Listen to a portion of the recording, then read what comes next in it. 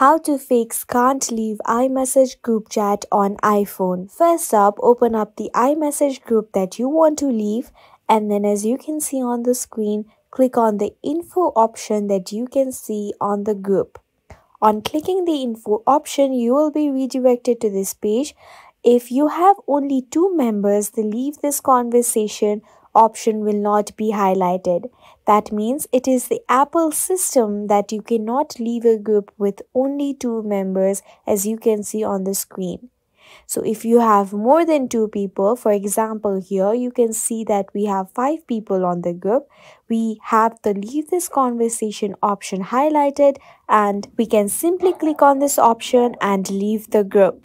If this leave this conversation option is not highlighted in groups of more than 2 people, then just restart your phone and this problem will be solved. This is how you can fix can't leave iMessage group chat on iPhone. We hope this tutorial helped you. Thank you for watching and do subscribe to our channel for more such useful videos.